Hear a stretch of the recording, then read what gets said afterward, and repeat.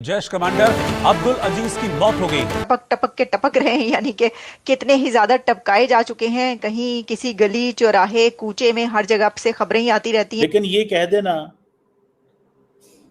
कि अब तुम्हारे घर में घुस के तुम्हारे घर डिमोलिश कर देंगे, कि यहाँ पर जो टेररिस्ट पाए जाते हैं उनको सपोर्ट किया जाता है और वो टेररिस्ट मैंने या आपने नहीं बनाए हैं। जैश कमांडर मौलाना अब्दुल अजीज की रहस्यमय हालात में मौत हुई है और बहावलपुर जो कि जैश का गढ़ है वहां पर संदिग्ध हालत में अब्दुल अजीज का शव मिला है। आतंकी अब्दुल ने भारत को हमले की धमकी दी थी। अब्दुल अजीज की मौत से खुफिया हलकों में हलचल मच गई है। आखिर उसको गोली लगी है या उसकी नेचुरल डेथ हुई है, इसके बारे में भी कोई जानकारी नहीं मिल पाई है। लेकिन निश्चित तौर पर जैश का एक बड़ा आतंकी था, खूंखार आतंकवादी था और लगातार पाकिस्तान में नौजवानों को जिहाद के लिए भर्ती कर रहा था। जैसे भी हो, भारत विरोधी जो ये आतंकी हैं एक एक करके धीरे धीरे कम हो रहे हैं। या ये टाइटल हम लोगों ने नहीं दिया है, ये टाइटल यूएन ने दिया है। भारतीय वजीर-ए-आज़म नरेंद्र मोदी ने गुज़िश्ता हफ्ते पॉडकास्ट इंटरव्यू में पाकिस्तान को दहशतगर्दी का जिम्मेदार करार दिया। जो ऐसे जिहाद से जुड़े हुए जिनको मुजाहिदीन कहा जाता था उनको टपकाया गया। जब उनकी हिस्ट्री सामने आती है तो पता ही चलता है कि ये तो कश्मीर में जिहाद के लिए गए हुए थे। तो फिर हम अपना ये रोना रोना बंद कर दें कि हम FATF में क्यों चले जाते हैं। और ये जो बंदा है ये उधर गया हुआ था और इसने जो है मुंबई अटैक्स में जो है उसमें हिस्सा लिया था। उन सबको 1 से 2 साल के अरसे में आपने देखा कि कई ऐसी खबरें आती रहीं जो कि उनको टपकाया जाता रहा। तो खास तौर पर जो ऐसे जिहाद से जुड़े हुए जिनको मुजाहिदीन कहा जाता था उनको टपकाया गया। जब उनकी हिस्ट्री सामने आती है तो पता ही चलता है कि ये तो कश्मीर में जिहाद के लिए गए हुए थे।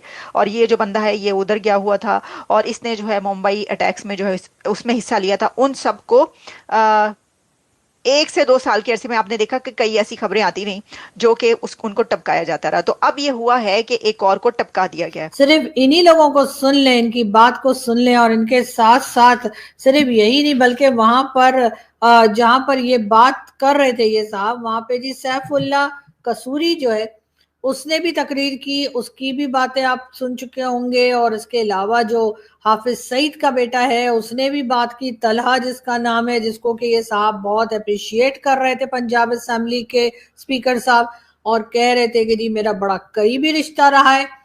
बहुत सारी पिरवाई आ जाती है। जैसे कि हमारे डिफेंस मिनिस्टर साहब ने कहा है कुछ दिन पहले कि जी अगर पूरी दुनिया में से जिस किसी को आपने भेजना है वो पाकिस्तान में आप भेज दीजिए और एक टेररिस्ट हमें पकड़ के बता दीजिए कि ये टेररिस्ट है तो हम मान जाएंगे। अदरवाइज हमारा यही कहना है कि पाकिस्तान में ना तो टेररिज्म होती है ना ही हम टेररिज्म को सपोर्ट करते हैं।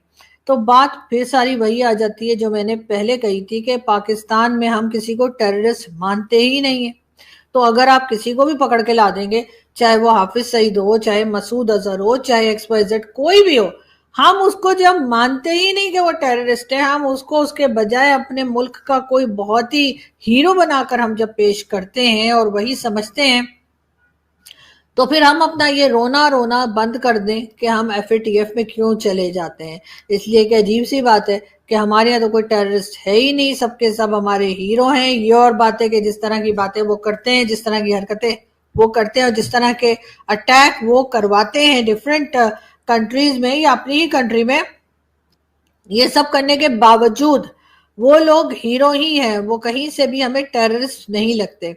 अगर हमें लोग टेररिस्ट लगा करते तो शायद TLP के लोग जिन्होंने के लोगों को जिंदा जलाया स्वात में भी और कई दूसरे जगह पे पाकिस्तान के अंदर, हम उन्हें भी टेररिस्ट नहीं कहते।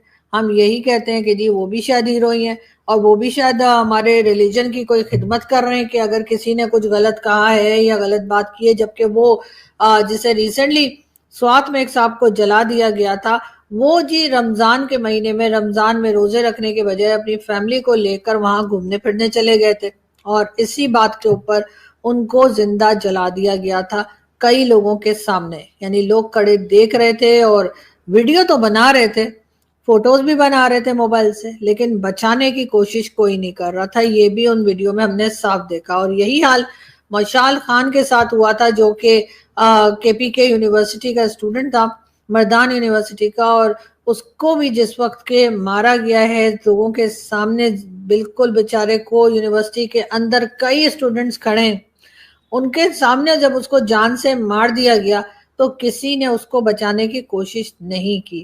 سب لوگ دیکھتے رہے, فوٹو بناتے رہے, ویڈیو بناتے رہے.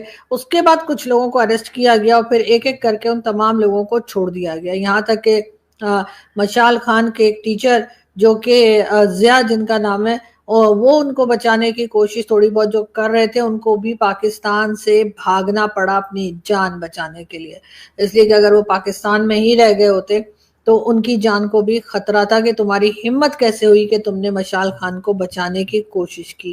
یہ پاکستان ہم نے بنایا ہے, یہ پاکستان 78 ایئرز میں ہم نے بنایا ہے, جس کو ہم جو ہے دنیا دیکھ رہی ہے, لیکن ہم ماننے کو تیار نہیں ہے کہ ہم نے یہاں پر کیا غنڈہ گردی اور کیا طریقے کا ہم نے لوگوں کو زندہ جلانا, مار دینا, اور ٹیررسٹ اور اس قسم کے لوگ جو کہ دوسروں کا نقصان کرتے ہیں ان کا ساتھ دینا, یہ تمام چیزیں ہم یہاں پر کرتے ہیں. اور اگر کوئی ہمیں کچھ کہے تو ہم کہتے ہیں نہیں جی آپ تو غلط ہیں, یا تو آپ را کے ایجنٹ ہیں, یا پھر شاید آپ مسلمان ہی نہیں ہیں. مطلب اگر ہم نے اپنے آپ کو مسلمان ثابت کرنا ہے تو ہمیں تمام غلط باتیں جو ہمیں لگتی ہیں ان تمام باتوں کو ہمیں ماننا ہوگا, ورنہ پھر یہی ہوگا کہ یہ سب کچھ ہوتا رہے گا. آپ یہ دیکھ لیجئے پنجاب اسمبلی کے اسپیکر صاحب جو ہیں وہ آرام سے مائک پہ کھڑے ہو کے واہ واہ پروڈکشن بنے ہوئے ہیں کس کے, حافظ سعید کے.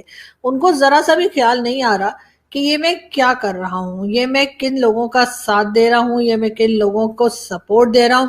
ساتھ ساتھ ہیومن رائٹس والے وہ بھی مجھے لگ رہا ہے کہ کانوں میں تیل ڈال کے بیٹھے ہوئے, ان کو کچھ دکھائی نہیں دے رہا کہ حافظ سعید جس کا UN میں بھی جس کو لکھا ہوا ہے کہ جی یہ ٹیررسٹ ہے, اور بھی کئی لوگ جو ہیں پاکستان میں اٹھ کر جس طرح سے وہ دھمکیاں لگا رہے, نہ صرف پاکستان کے اندر بیٹھے لوگوں کو بلکہ ہمارے جو پڑوسی ملک ہیں ان کے لوگوں کو بھی جو دھمکیاں لگائی جا رہی ہیں. ایک ایک کر کے پاکستان میں آتنکیوں کا صفایا ہو رہا ہے. پاکستان میں یہ جس طرح سے صفایا ہو رہا ہے, اب چاہے یہ پاکستانی جیسے کہتے ہیں کہ بھارت کروا رہا ہے نا, انون گن مین کے دوارا.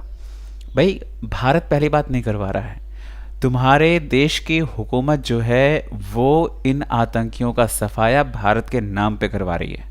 سمجھ رہے ہیں کیوں؟